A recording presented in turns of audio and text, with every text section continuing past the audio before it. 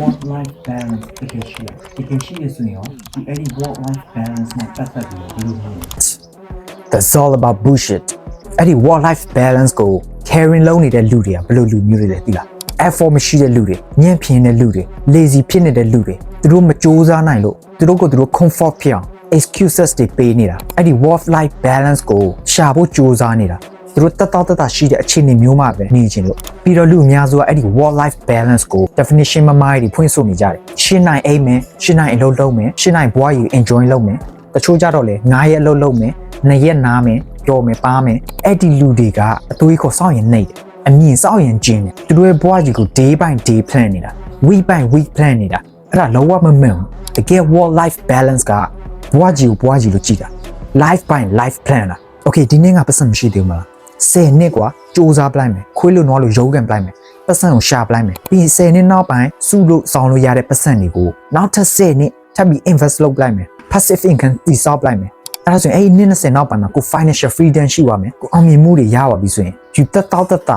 လုံးနေသွားလို့ရပြီယူသေတဲ့ချိန်ကြီး happy life နဲ့နေသွားလို့ရပြီတကယ် work life balance ကယူတို့ထင်နေတယ်လို့လွယ်လေးမဟုတ်မယိုးရှင်းနေဘူး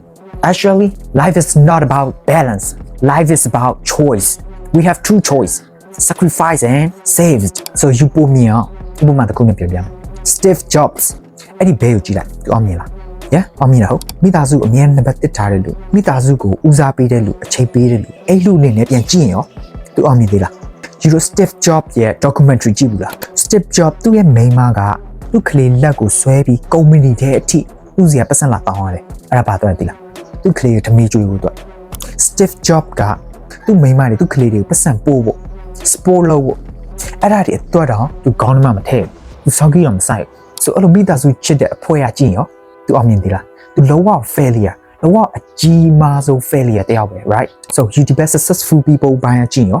innovation ဖန်တီးတဲ့လူ multi billion business ဖန်တီးတဲ့လူအဲ့ဒီဘိုင်းကြည့်ရောသူကလုံးဝ legend ပဲသူကဘာကြီးကို change လုပ်ခဲ့တာငါတို့လူသားတွေရဲ့ behavior ကိုလို့ပြောင်းခဲ့တာအဲ့လို Apple company ကြီးကြီးကိုတည်ဆောက်ခဲ့တာဒီပြချင်းသူကလောက God တယောက်ပဲနောက်ဆို you တခုမဟုတ်တခုရွေးရမှာပဲ